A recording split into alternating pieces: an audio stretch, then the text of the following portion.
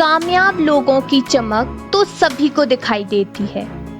कामयाब लोगों की चमक तो सभी को दिखाई देती है, लेकिन उन्होंने कितने अंधेरे देखे हैं यह कोई नहीं जानता। यदि सपने सच ना हो तो तरीका बदलो, सिद्धांत नहीं, क्योंकि पेड़ हमेशा पत्तियां बदलते हैं, जड़ें नहीं। आदाब, नमस्कार, सत श्री अकाल दोस्तों, दिस इज आरजे अमायका और आप सुन रहे हैं दी अमायका शो। जब कुछ न हो छुपाने को तो बहुत कुछ होता है दुनिया को दिखाने को।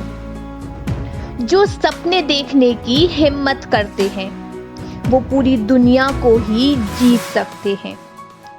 इन लाइंस को कहने वाले एक ऐसे इंसान जिन्होंने अपना सफर जीरो से शुरू करके करोड़ों अरबों तक पहुंचा दिया। तो चलिए शुरू करते हैं कि उनकी जर्नी कैसी रही। एक लड़का जिसका बर्थ 28 दिसंबर 1932 को गुजरात के जूनागढ़ जिले के एक छोटे से गांव जोखार में हुआ था। इनके फादर हीराचंद गोवर्धन भाई अंबानी जो एक स्कूल में टीचर थे और माँ जमुना बेन जो एक हाउसवाइफ थी। इनके 4 भाई बहन थे और सिर्फ फादर की आमदनी से ही पूरा घर चलता था, जिससे फाइनेंशियली काफी दिक्कत होती थी। और अपने फादर के सपोर्ट के लिए इन्होंने बचपन में ही अपनी स्कूल ड्रॉप आउट कर दी और छोटे मोटे काम जैसे कि फल बेचना, नाश्ता बेचने जैसे काम ये करने लगे, लेकिन इससे भी कोई फायदा नहीं हुआ।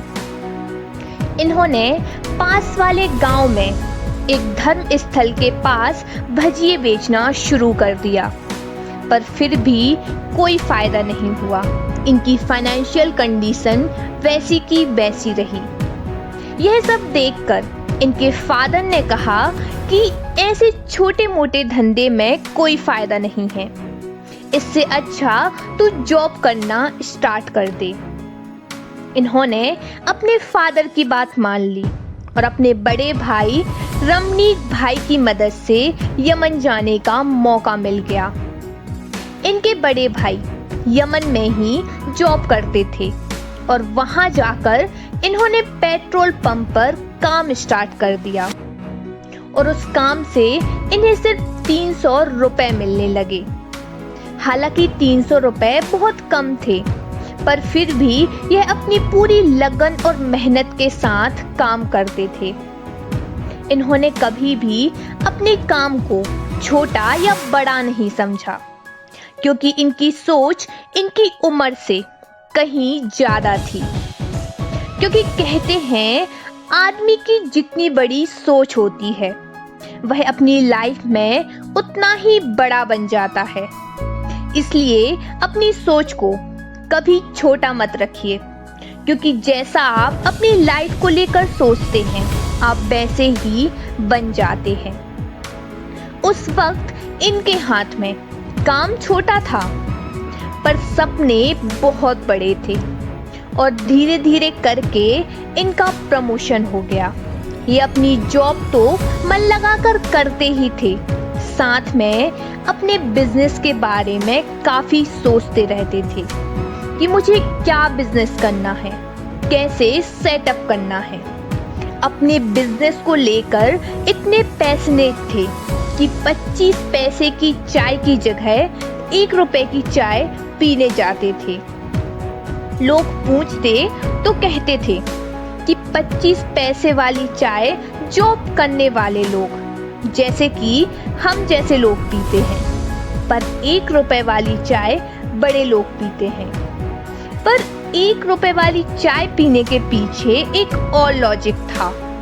वो कहते थे मैं वहां सिर्फ चाय पीने नहीं जाता, 1 रुपए खर्च करके मैं वहां जाकर बड़े लोगों को ऑब्जर्व करता हूँ कि वो किस तरह से बैठते हैं, किस तरह बातें करते हैं, क्योंकि कभी ना कभी मुझे भी तो एक इतना अमीर और एक बड़ा इंसान बनना है।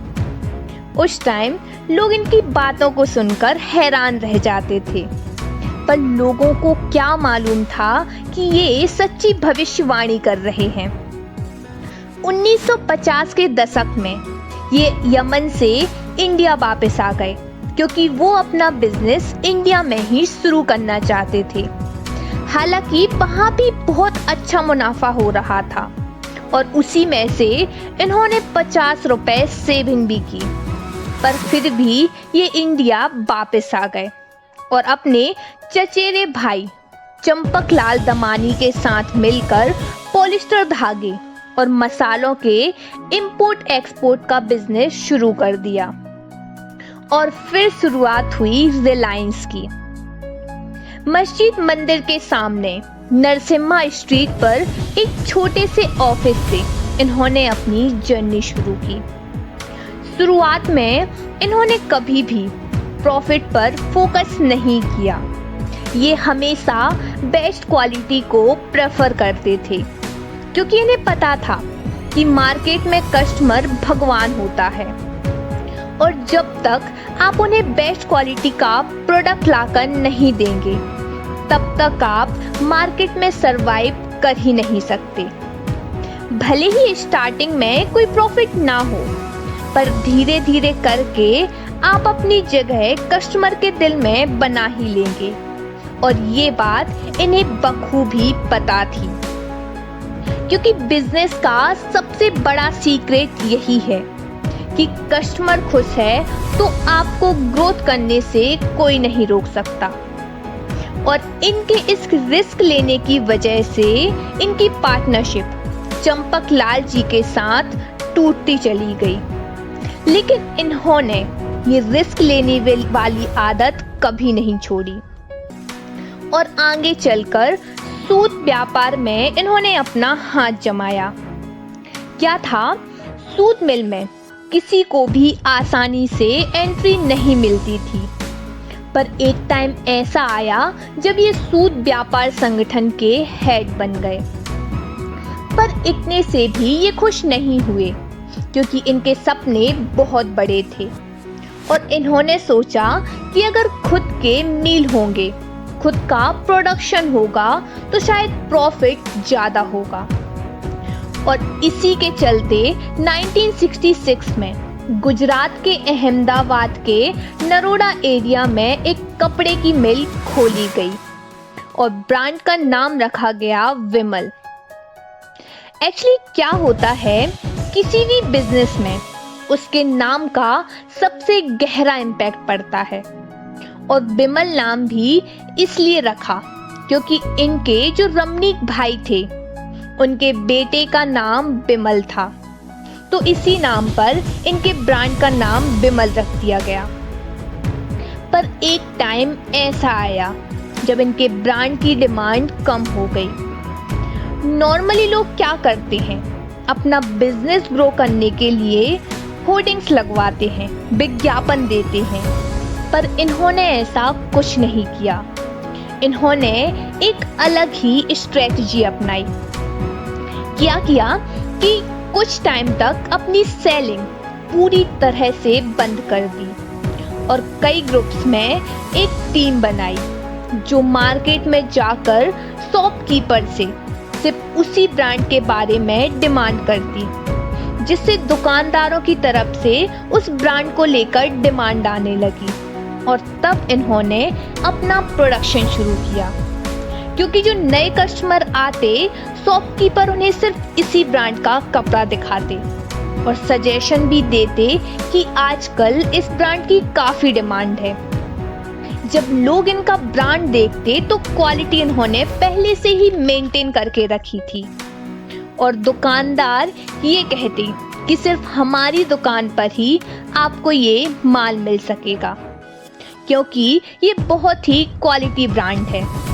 जिस तरह से इनका बिजनेस ग्रो करता चला गया और आज ऐसा टाइम आ गया था जो 300 रुपए पर काम करने वाले के यहाँ आज 90,000 से ज्यादा लोग काम कर रहे थे। और आज रिलायंस कहां से कहां पहुंच गया है, ये मुझे शायद बताने की जरूरत नहीं है। सोचने वाली बात है अगर ये उस टाइम पर आगे बढ़ने का फैसला नहीं लेते तो आज ये इस मुकाम को नहीं छू पाते, क्योंकि हर बिजनेस जीरो से शुरू होता है। आपको किसी भी काम को जमीन से ही स्टार्ट करना पड़ता है, तब आप आसमान की बुलंदियों को छू सकते हैं। क्योंकि कहते हैं एक पेड़ बनने से पहले वह पेड़ एक पौधा होता है, बस उस पेड़ को बढ़ने के लिए मजबूत जड़ों की जरूरत होती है। क्या आप जानते हैं ये कौन है? बड़ा सोचो, जल्दी सोचो और आगे तक की सोचो। यह सोच रखने वाले द वन एंड ओनली धीरज लाल गोवर्धन दास अंबानी, जिन्हें हम धीरू भाई अंबानी के नाम से भी जानते हैं। ये टेलीकॉम के साथ साथ एनर्जी, इलेक्ट्रिसिटी, पेट्रोलियम और ना जाने ऐसे कितने बिजनेस में भी कदम रख चुके हैं। 6 जुलाई 2002 को इन्होंने दुनिया से विदा ले ली, लेकिन उनके बिहेवियर और वर्क की वजह से आज भी लोगों के दिलों में ये जिंदा हैं। इसी के साथ मैं आपसे अलविदा लेती हूँ। खुश रहिए, अपना ख्याल रखिए और फिर मिलती हूँ किसी नेक्स्ट स्टोरी के साथ। शुक्रिया।